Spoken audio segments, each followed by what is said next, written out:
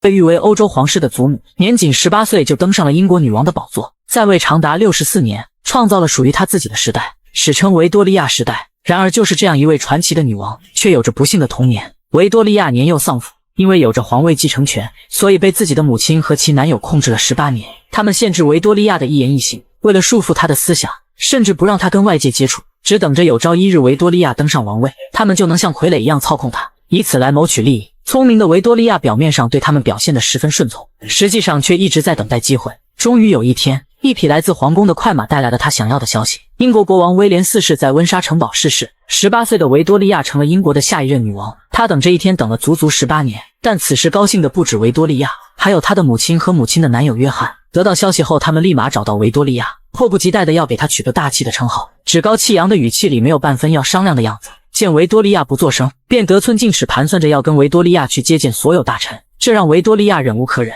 她的身份已经今时不同往日，这给了她反抗的底气。I intend to see all my ministers alone. This is not a game. 但是很明显，在约翰眼里，维多利亚就是一个什么都不懂的小女孩，所以她的反抗根本不值一提。此时的维多利亚身边没有一个可以依靠的人，身在高位却孤立无援，她感到既害怕又彷徨。但18年的隐忍怎么可能让她就此妥协？而英国的首相墨尔本听说国王去世，便立即骑马前往肯辛顿城堡，准备辅佐未来的女王。但他还没进门，就被约翰拦住了去路。原来约翰想要得到女王的私人秘书一职，而他们的谈话却刚好被维多利亚看在了眼里。不知对方是敌是友，维多利亚在接见墨尔本时显得非常谨慎。当墨尔本主动请缨要做他的私人秘书时，他委婉地拒绝了他的请求。而觊觎王位的除了维多利亚的母亲和约翰，还有他的伯父坎伯兰德。此时的他正盘算着制造一场意外，让维多利亚悄无声息地消失，这样他就能名正言顺地继承王位。在女王的接见仪式上，他更是迫不及待地想要看这个侄女的笑话。与世隔绝了18年的维多利亚，第一次面对这样正式的场合，忍不住感到紧张和胆怯，以至于他发言时声音小得可怜。这立马让坎伯兰德找到了羞辱他的机会。Can't hear you.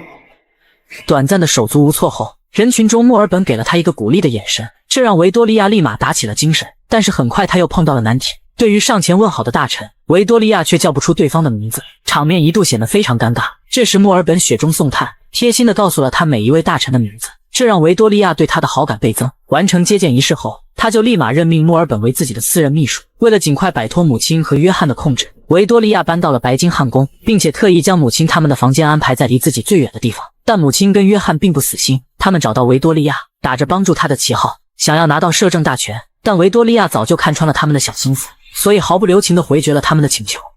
The granddaughter of a king, and I believe I shall find my own way, and if I require advice, I will ask for it.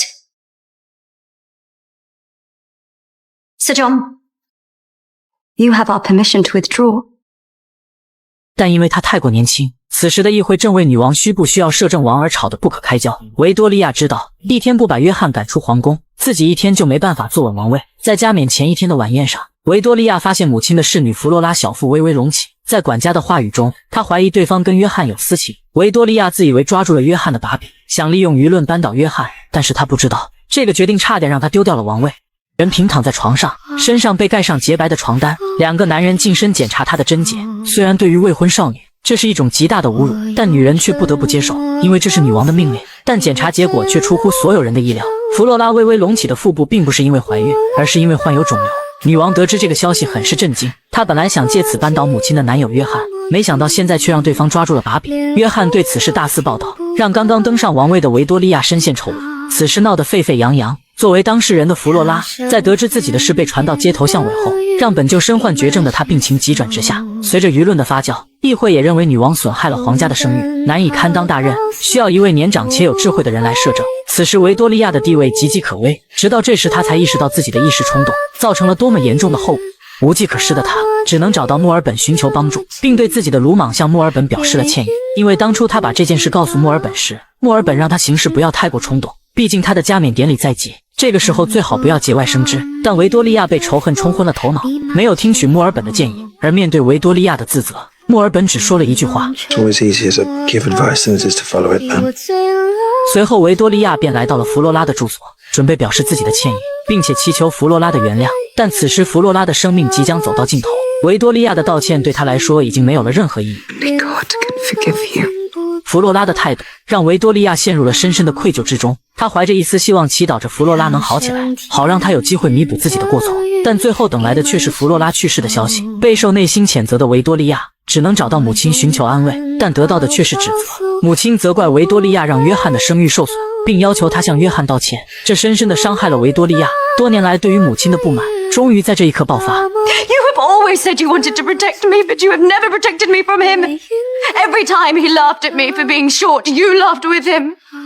Every time he told me I was young and foolish, you agreed. 连最亲近的人都不站在自己这边，这让维多利亚备受打击。她失魂落魄地坐在空荡荡的宫殿里，根本没有勇气去面对接下来的阅兵仪式。而暖心大叔墨尔本总是在她最需要的时候出现在她身边。You must go out and you must smile. You must smile and wave and never let them know how hard it is to bear. 经过墨尔本的一番开导，维多利亚选择勇敢面对自己的错误。尽管人群中充满了反对她的声音，但维多利亚并没有退缩。她身穿制服，骑在马上，眼神坚定地走向队伍的前方。从这一刻起，维多利亚终于不再是那个只知道玩洋娃娃的小女孩了。回去之后，维多利亚就收起了自己的洋娃娃，并且给墨尔本写了一封信，表示经过这次的事，她已经成长了许多。也是从这一刻起，墨尔本在维多利亚心里的位置变得尤为重要。她事事都要听取墨尔本的意见，小到侍女的选拔，大到自己的终身大事。然而维多利亚对墨尔本的过度依赖，却惹得宫里流言四起，人们都在背后叫维多利亚为墨尔本夫人。为了维护维多利亚的名声，墨尔本决定离开维多利亚，于是他主动向维多利亚提出了辞职。Do you really mean to forsake me? I have no choice, ma'am. 事情发生的太突然，维多利亚一时无法接受。没有了墨尔本的帮助，维多利亚就像失去了精神支柱，从此她大门不出二门不迈，躺在床上一蹶不振，侍女们也只能干着急。而墨尔本似乎早就料到了这一切，于是他给维多利亚写了一封信，信上建议他任命威灵顿公爵为新任首相，以此来代替他的位置。收到信的维多利亚立马召见了威灵顿公爵，但是威灵顿却以自己年迈为由拒绝了维多利亚，并且向他推荐了年轻的罗伯特公爵，这让维多利亚立马没了主意。在回去的路上，他遇到了约翰，约翰叫住了维多利亚，主动请缨要辅佐他。维多利亚本想拒绝，但约翰却似乎势在必得。无计可施的维多利亚只能让人给墨尔本传信，但却迟迟没有收到消息。这时他的母亲突然找了过来，想要说服维多利亚让约翰摄政。维多利亚一气之下决定亲自去找墨尔本，母亲提出反对，她认为女王去大臣家中这种事闻所未闻，况且维多利亚还没有结婚，这无疑会让女王的声誉受损。但维多利亚坚持如此，为了掩人耳目，她决定乘坐侍女的马车前往。维多利亚的突然出现让墨尔本有些惊慌失措，很明显他根本没料到女王会亲自来找他。维多利亚说明来意后，墨尔本也给了他自己的建议。他告诉维多利亚，罗伯特公爵也是首相的不错人选。回去之后，维多利亚就立马接见了罗伯特，但罗伯特一上来就要求维多利亚更换身边的侍女，而对于维多利亚而言，这些侍女都是他的闺中密友，所以他坚决不同意。于是维多利亚又召回了墨尔本，想让墨尔本回来主持内阁，但墨尔本却毫不犹豫地拒绝了。他担心别人会猜测女王被他操控了，并让维多利亚接受罗伯特担任首相，但任性的维多利亚却听不进去，他不懂政治策略，只想保住自己的朋友。 It does not matter who you like or do not like. How can you say that? Surely my inclinations are paramount. Your Majesty, surely you understand what is at stake here. Lord Melvin, you forget yourself. Don't you want to be my Prime Minister? Not in these circumstances. The relationship between Crown and Parliament is a sacred one, and I will not allow you to put it in danger. 此时另一边，被拒绝的约翰开始跟坎伯兰德狼狈为奸，一场针对女王的阴谋正在进行。在维多利亚19岁的生日会上，蛋糕上突然出现了大量的老鼠，这一幕把维多利亚吓坏了，她情绪失控的惊声尖叫，而这正是约翰跟坎伯兰德的阴谋。随后他们在宫里到处散播谣言，说女王精神不太正常，为了国家着想，需要有人摄政辅佐。为此，威灵顿公爵还特意去查看了维多利亚的精神状况。好在维多利亚表现得十分冷静，这才没让约翰他们得逞。但是在去女王画像的揭幕仪式上，民众对于罗伯特的呼声却越来越高，这让维多利亚不知如何是好。在揭幕仪式开始前，墨尔本从威灵顿公爵口中得知了维多利亚生日会上的事，也听说了很多不利于维多利亚的传言。眼看着事情已经失控，这让墨尔本的决心开始动摇，他开始考虑要不要回来重新辅佐维多利亚。女王画像的揭幕仪式上，维多利亚因为身高太矮，几次都没能把幕布拉下来，所有人都在等着看她的笑话。这时一个熟悉的声音传来， May I be of assistance, ma'am? 墨尔本的及时出现让维多利亚安全感十足，他趁机提出让墨尔本重返内阁，而这一次墨尔本也并没有拒绝。随着揭幕仪式的顺利进行，墨尔本也重新回到了女王的身边。但墨尔本深知自己总有一天要离开，而且维多利亚也已经到了适婚的年纪。他希望维多利亚能找到一个可靠的丈夫来代替她的位置。作为欧洲最年轻且最富有的女王，维多利亚自然不缺乏追求者。她的舅舅利奥波德特意从比利时赶了过来，想要利用自己的侄子阿尔伯特攀上这门亲事。国父坎伯兰德也不甘落后，盘算着让自己的侄子乔治成为女王的丈夫。但此时的维多利亚并不想结婚，她想学习自己的偶像伊丽莎白，独自治理国家。为了让自己的舅舅还有伯父知难而退，维多利亚故意跟俄罗斯的大公爵亚历山大2世亲近，但坎伯兰德一抓住机会，就让乔治去维多利亚面前献殷勤。情敌见面分外眼红，看着俩人为自己争风吃醋，维多利亚乐在其中。然而利奥波德却敏锐地观察到，维多利亚看向墨尔本的眼神里充满了爱意。在回去的路上，舅舅利奥波德提醒维多利亚不要做出错误的选择。 You think your monarchy burns brightly, Victoria, but all it takes is a little draft from the wrong direction. Marry Albert and start a family your subjects can be proud of. Otherwise, 而约翰也致力于帮助阿尔伯特上位，他妄想通过阿尔伯特来控制维多利亚。这时维多利亚的母亲匆匆赶来，但她并不是关心女儿的婚事，而是想跟弟弟借钱。因为维多利亚跟约翰水火不容，所以只要约翰在母亲的身边一天，维多利亚就会严格控制母亲的开支。一听到姐姐要向自己借钱，利奥波德劝姐姐离开约翰，这样维多利亚肯定不会苛待她。但维多利亚的母亲却表示自己离开约翰活不下去。第二天，维多利亚正在港口举行父亲纪念碑的揭幕仪式，没想到却爆发了动乱。墨尔本赶紧让人护送维多利亚离开。利奥波德则趁机叫住了墨尔本，他表示维多利亚的统治已经出现了问题，她必须嫁给一个明智之人，有了丈夫才能够稳定她的轻率行为，而她的侄子阿尔伯特就是最好的人选。他想让墨尔本去说服维多利亚，墨尔本却表示自己没那么大的影响力的，他在女王心中的位置没有利奥波德想的那么重要。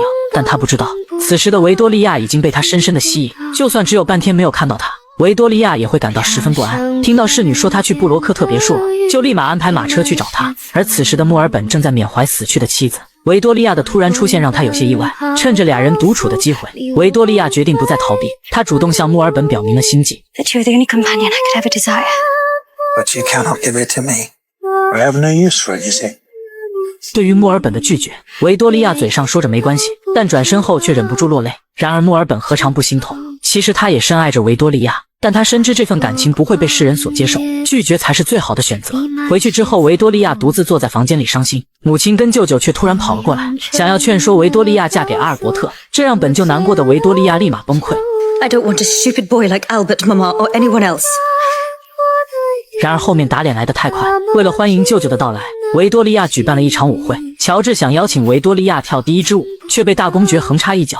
维多利亚拒绝了乔治，拉着大公爵进入了舞池中央。而姗姗来迟的墨尔本还在寻找维多利亚的身影。看到维多利亚在跟别人跳舞，墨尔本有些失落。而被女王拒绝的乔治觉得自己受到了侮辱，无论如何也不愿意再去讨好女王，甚至直接嘲讽起了女王的身高。他们的谈话刚好被路过的维多利亚听到了，但维多利亚本来就对乔治没有好感，所以也并不在意他对自己的评价。正当维多利亚寻找自己的下一个舞伴时，墨尔本出现了。趁着跳舞的时候，墨尔本说出了自己的心声。他表示两个相爱的人并不一定要在一起，就像伊丽莎白跟她的难言之隐，他只希望能陪在维多利亚身边就可以了。而墨尔本的话也让维多利亚释怀了。接着他找到约翰，警告他不要企图通过自己的丈夫来控制他，并且给了约翰一个选择的机会，只要约翰能离开他的母亲，他可以开出理想的条件。约翰知道自己无法再次控制维多利亚，于是便表示自己会考虑一下。第二天，维多利亚故意当着母亲的面询问约翰有没有考虑好，得知约翰为了钱财准备抛弃自己，维多利亚的母亲一时无法接受。 You would leave me for some money? 但约翰去意已决，而他的离开也让维多利亚的王位少了一份威胁。另一边，乔治因为舞会上的事拒绝了女王的接见，坎伯兰德的如意算盘也就此落空。他决定带着妻子回到汉诺威等待时机。随着两大劲敌的离开，维多利亚终于坐稳了王位，而他的表弟阿尔伯特也终于在此时到达了皇宫。到而来的表弟想要俘获女王的芳心，把自己成功嫁入皇室。不同于别人的阿谀奉承，阿尔伯特一开口就显得与众不同。 Although now I believe you're playing the piano with few mistakes. 一旁的哥哥恨铁不成钢，连忙上前打圆场。第一次见面就让自己下不来台，这让维多利亚对眼前的表弟立马没了好感。所以当阿尔伯特提出要去参观维多利亚收藏的画作时，维多利亚以国事繁忙为由拒绝了他。但维多利亚毕竟只是一个19岁的女孩，阿尔伯特帅气的外表还是让他忍不住心动。然而这仅存的好印象也在第二天灰飞烟灭。当时维多利亚正在跟侍女讨论自己钱币上的画像，一群人都其乐融融，看到阿尔伯特有些格格不入。然而这还没完，到了晚宴的时候，维多利亚放下身段跟阿尔伯特示好。他询问阿尔伯特有没有看过自己的画像。 No. 气得维多利亚当场离席。这时阿尔伯特才意识到自己说话好像太过直白，于是便找到维多利亚想要缓和一下关系。但是当维多利亚主动邀请他一起玩牌时， I do not care to play card games. 维多利亚真是无语了。接着阿尔伯特独自走到一边弹起了钢琴，看着弟弟如此不开窍，哥哥恩斯特只能开启助攻模式。他让维多利亚跟阿尔伯特合奏一曲，虽然俩人是冤家，但合奏时却非常的有默契。演奏赢得了现场所有人的掌声，这让维多利亚对阿尔伯特的印象有所改观。他好像估计维多利亚这辈子都没这么憋屈过。为了跟阿尔伯特赌气，维多利亚一有时间就苦练钢琴。这天舅舅突然找到维多利亚，让他放下少女的羞怯，主动向阿尔伯特求婚，但维多利亚却表示自己跟他不合适。 He has no manners. Yesterday he was playing my keyboard as if he owned it. 维多利亚的一番话让舅舅无法反驳，只能端着茶杯悻悻离开。而恋家不聚头，在早晨散步时，俩人又一次相遇了。一开始俩人之间的气氛还算融洽，直他的母亲聊了起来。看到阿尔伯特对母亲阿谀奉承，维多利亚扭头就走。面对维多利亚的不满，阿尔伯特却反过来责怪他对自己的母亲太冷漠。维多利亚让他在没有了解所有事之前不要忘。维多利亚一进场，阿尔伯特就注意到了那朵花，他瞬间明白了维多利亚的心意。当墨尔本准备邀请维多利亚跳舞时，阿尔伯特却走了过来，墨尔本立马识趣的退下。在阿尔伯特看向墨尔本时，墨尔本只能用苦笑来掩饰内心的落寞。舞会上的浪漫邂逅让维多利亚久久不能忘怀。长到一大早，他就召见了墨尔本，表示自己要去温莎城堡，并让墨尔本去那里参加晚宴。所有人都知道维多利亚此举是为了阿尔伯特，因为第一次见面，阿尔伯特就曾想要去温莎城堡参观女王收藏的画作，但那一次被维多利亚拒绝了。在晚宴开始之前，维多利亚特意精心打扮了一番，阿尔伯特也穿上了维多利亚送给他的衣服。当阿尔伯特满眼期待地看着维多利亚时，维多利亚却直接走向了墨尔本，这让阿尔伯特十分失落。他心不在焉地跟维多利亚欣赏完画作之后，便开始对墨尔本阴阳怪气，就连单纯的维多利亚都闻到了火药味。第二清晨的朝露，这一刻维多利亚感受到了前所未有的自由，俩人的感情在这种轻松的氛围中也进一步升温。然而这种情况却并没有维持太久，维突然提出让维多利亚离墨尔本远一点，维多利亚却表示墨尔本是个很好的人，这瞬间打翻了阿尔伯特的醋坛子。 Perhaps you should marry him. 他头也不回地扔下维多利亚，直接离开。回去之后，闹了别扭的阿尔伯特就开始收拾东西，赌气的要离开这里回家。而维多利亚则把这件事告诉了墨尔本。墨尔本深知维多利亚已经爱上了阿尔伯特，他让维多利亚遵循自己的内心。接着，墨尔本又找到阿尔伯特，他表示自己留在女王身边的时间不多了，因为女王已经找了可以依靠的人。话里话外都在暗示阿尔伯特留下来。而维多利亚在听从了墨尔本的建议后，决定直面自己的内心，向阿尔伯特求婚。 Albert, will you marry me? 求婚成功后，维多利亚第一时间就想把这个好消息分享给墨尔本。 I have asked Prince Albert to marry me, and he has accepted. 墨尔本也立马对他表示了祝贺，但不用他们开口，俩人亲密的举动早就说明了一切。看到女儿幸福，母亲送上了自己的祝福，这让维多利亚很是高兴。很快，他跟阿尔伯特就开始了第一次正式的约会。此时，俩人的感情蜜里调油，恨不得立马原地结婚。但按照规定，虽然只会分开6周，但对于处于热恋中的维多利亚，这个时间实在是太过漫长。此刻，维多利亚只希望自己是一个平凡的女孩，这样她就可以直接跟着阿尔伯特回家的马车远去。维多利亚的眼里满是不舍，而女王的婚事需要得到枢密院的同意。维多利亚本以为这件事只是走个过场，但是没想到她刚刚宣布自己的婚事，就立马有大臣跳出来反对，他们拿阿尔伯特的宗教信仰做文章。维多利亚只好先让墨尔本确认阿尔伯特的津贴还有头衔，毕竟他已经答应阿尔伯特要处理好这一切。但议会却因为此事吵得不可开交，墨尔本只能遗憾地告诉维多利亚，阿尔伯特的津贴只能达到预期的一半，因为维多利亚的舅舅利用高额的津贴包养了一位明星，所以他们认为过多的津贴会让阿尔伯特不忠。维多利亚当然不相信阿尔伯特是那样的人，但头衔和地位呢？而且他认为，年轻的男人就不应该有太多可以自由支配的金钱。阿尔伯特那个花心的哥哥就是一个很好的例子。维多利亚听到这话立马坐不住了，虽然他表面上的此时另一边，恩斯特叫来了风月场所所有的女人，准备给阿尔伯特好好上一课。人妖娆地坐在男人的腿上，迫不及待地想要传授给他一些男女之间的实践知识，而且让女人拿过纸和笔，准备用小本本把那些重要的细节都记录下来。而 I thought that was not permitted. This one is in my gift. 显然阿尔伯特对这个结果并不满意。仪式结束后，维多利亚兴奋地跟阿尔伯特讨论着蜜月旅行，但阿尔伯特却一脸的不高兴。他觉得维多利亚没有兑现自己的承诺，让他得到应有的头衔和津贴，但这是议会的决定，即使维多利亚是女王，也改变不了这个结果。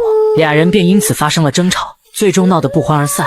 维多利亚对此十分郁闷，她只能找到墨尔本寻求帮助。她有所怀疑，与其自己猜来猜去，不如当面去问个清楚。于是维多利亚便直接找到阿尔伯特。Is that what you think of me? Victoria, how can you be so foolish? 明白自己错怪了阿尔伯特，维多利亚立马深情表白，她表示自己会永远头戴花环，身穿白纱，一步一步走到阿尔伯特的身边。在神父的见证下，他们宣读爱的誓言，在众人的祝福声中，成功结为合法夫妻。看到维多利亚有了归宿，墨尔本也终于能安心离开。在婚礼结束后，他就找到维多利亚辞去了首相一职。从上，维多利亚迎来了自己的新婚之夜，但此时的她却显得十分的紧张和不安。丈夫阿尔伯特轻轻关上房门，维多利亚紧张地站起身，阿尔伯特深情地看着她，直到第二天早上，俩人还腻歪在一起。女官却突然闯了进来，实在是有点尴尬。新婚燕尔，阿尔伯特迫不及待地想要跟维多利亚生儿育女，拥有幸福的家庭，但维多利亚却有些迟疑，因为她的表姐夏洛特就是在21岁难产离世，所以她才有机会继承王位，这让维多利亚对生孩子有了心理阴影。蜜月旅行结束后，当初有很多人支持坎伯兰德上位，但他却一直都站在维多利亚这边。一番话说的维多利亚哑口无言，看到叔叔趾高气扬的样子，维多利亚回头看向阿尔伯特，眼神里满是无奈跟愧疚。晚宴结束后，维多利亚安慰阿尔伯特，表示自己一定会让他得到应有的尊重。第二天，他就向侍女打听叔叔家的事，很快便得到了有用的信息。原来叔叔的妻子因为不是贵族出生，所以一直不被议会所接受，因此也不能出席皇宫的任何场合。而叔叔却是一个宠妻狂魔，所以让妻子得到应有的尊重成了他的心病。找到突破口后，维多利亚立马召见了叔叔。一开始叔叔的态度很强硬，表示自己不会改变。听到这里，叔叔立马两眼放光。 So, Uncle, do you think your wife could be agreeable? To be received at court as a duchess. 但他还是决定试一试。只因这是女官告诉她的避孕方法，维多利亚自以为丈夫不会发现，没想到这晚却被当场撞见。被抓现行的维多利亚有些惊慌失措，她不知道该怎么跟丈夫解释，但阿尔伯特一眼就看出了维多利亚这么做的目的。 Someone tell you to do this? Layson said if I didn't want to have children right away. Of course, I want children. Your children, Albert. 担心阿尔伯特生气，维多利亚连忙解释自己还没准备好。看着如此天真的妻子，阿尔伯特只好遗憾地告诉她，这样做根本没用，唯一的避孕方法就是禁欲。但维多利亚根本做不到，因为她无法抗拒阿尔伯特的魅力。不久后，在一场音乐会上，维多利亚突感不适。 I am bilious. Quickly. 很明显，她已经怀孕了。得知这个消息，维多利亚感到既害怕又无助，她担心自己会跟表姐一样难产而亡。阿尔伯特在激动之余也只能安慰她，自己会跟她面对一切，让她不要担心。随后，维多利亚公布了自己怀孕的消息，所有大臣表面上都对女王表示祝贺，但背地里却在讨论女王死后应该由谁上位。而维多利亚的伯父得知这个消息，也立马从汉诺威赶了回来，只等着维多利亚在生产时发生意外，他就可以直接坐上王位。就连公务大臣也找到维多利亚，想让他立下遗嘱。为了防止母王子存的情况出现，维多利亚还必须任命一位摄政王，而在他心中，最合适的人选莫过于她的丈夫阿尔伯特。但大臣们得知这个消息，立马炸开了锅，他们可不想在女王死后被一个德国人统治。为了让议会支持阿尔伯特为摄政王，维多利亚决定北下去拜访一位举足轻重的大臣皮尔爵士，但皮尔却打定主意不让女王如愿。而首相罗伯特也恰好住在附近，虽然他跟阿尔伯特一直不对付，但俩人对工业革命却有着相同的热情，所以当罗伯特提出要去看火车头时，阿尔伯特十分激动，但这却让维多利亚产生了不满。他认为阿尔伯特就是在这些事上浪费时间，而且他们来这里的初衷是为了获得支持，而不是看所谓的火车头。到了晚上，维多利亚就提醒阿尔伯特，皮尔对铁路建设的事非常反感，因为轨道占用了他庄园的土地，所以不要当着他的面再提起火车的事，不然他们所做的一切努力都是白费力气。然而阿尔伯特怎么可能放弃能亲身体验工业革命成果的机会？一大早他就偷偷地跟着罗伯特来到了铁路上，坐上了梦寐以求的火车。随着火车的启动，阿尔伯特内心抑制不住的激动，而这一刻，他跟罗伯特也抛弃了对彼此的偏见，成为了志同道合的朋友。此时另一边，维多利亚一觉醒来，却发现阿尔伯特不见了踪影。她知道阿尔伯特没有把自己的话听进去，看到丈夫灰头土脸的回来，维多利亚再也控制不住内心的愤怒。 It is such an insult. It's not an insult, Victoria. It's merely me embracing England's destiny on your behalf. It is not your place to do things on my behalf. If I wish to bring railways or anything to the attention of the English people, then Albert, I shall do it myself. And if you answer back using the word future, I shall scream. I decide what is the future. 激烈的争吵过后，维多利亚终于冷静了下来。她决定去看看那个让阿尔伯特无法自拔的火车头。当踏上火车的那一刻，维多利亚有些害怕，但随之而来的是喜悦。直到这时，她才真正理解了阿尔伯特的做法。而经过这次的事，阿尔伯特意外地获得了首相罗伯特的认可，他力排众议站出来支持阿尔伯特摄政。而此时，一个男人正计划刺杀女王。王身怀6甲，本应在家安心养胎，但他却坚持要出行，接受民众的拥戴。不料中途却发生状况，只能等侍卫上前疏通。突然，人群之中一个男人朝女王扔东西，女官紧张不已。幸好只是一束花，一切都只是虚惊一场。回去之后，女王的丈夫听说这件事感到有些后怕，他叮嘱维多利亚这段时间不要出门，但维多利亚却决定明天继续出行。她不想让臣民认为他们的女王太过懦弱，被一束花吓破了胆。丈夫想让她为肚子里的孩子着想，但维多利亚却坚持自己的决定。由于担心妻子的安危，阿尔伯特决定跟着维多利亚一起出行。刚到宫门口，人们都在为女王欢呼，维多利亚沉浸其中，殊不知危险正在靠近。突然，人群中冲出一个男人，女王没意识到危险。随着一声枪响，阿尔伯特把她护在身下，刺客被当场抓获。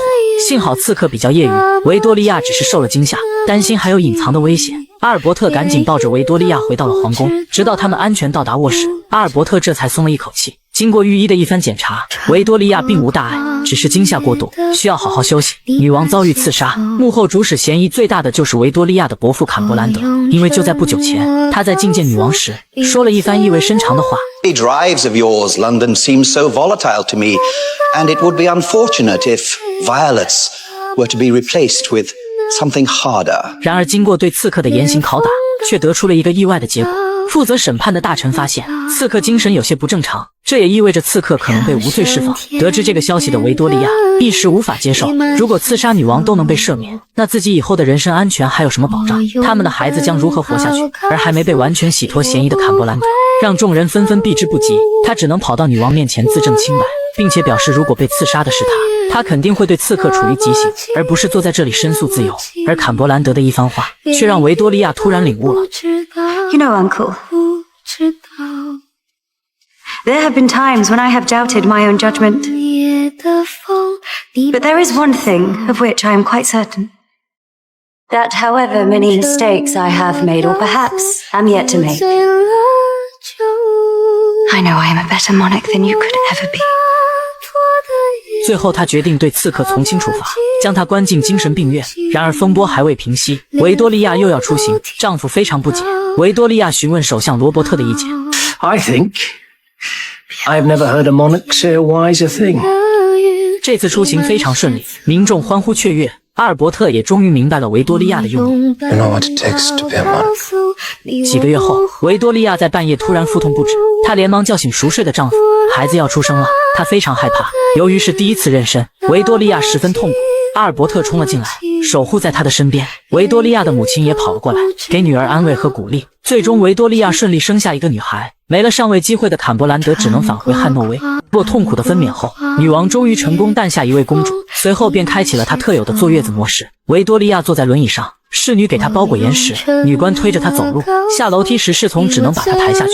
但意外时有发生，维多利亚觉得这实在太可笑了。她认为自己只是生了一个孩子，又不是残废了，完全可以自己下来走路。丈夫担心她的身体，建议她多休息几天。但维多利亚已经受够了每天被关在房间里，她想骑马出去透透气，却被首相拦住了去路。因为按照惯例，生了孩子的女人要经过教堂的洗礼，才能重出社会。维多利亚表示自己不是女人，而是女王，不需要遵守这个规则。但她最后还是拗不过丈夫，只能乖乖地跪倒在神父的脚下，听着神父在上面神神叨叨。维多利亚一脸的不耐烦。仪式完成后，她就忍不住向阿尔伯特抱怨，自己是生了孩子，又不是造了什么孽，为什么要跪在地上被羞辱？而且神父作为一个男人，根本体会不到女性生育时的痛苦和危险。但他的母亲却认为这个仪式非常有意义，因为在他眼里，孩子是上帝赐予的礼物，能在教堂接受洗礼是一种莫大的荣耀。他让维多利亚要懂得感恩，维多利亚对此感到十分无语。God had nothing to do with it. 生产后第一次骑马，维多利亚呼吸着新鲜的空气，心情十分舒畅。回去之后，她想跟阿尔伯特亲热一下，不料侍女却突然抱着孩子进来了，这场景着实是有些尴尬。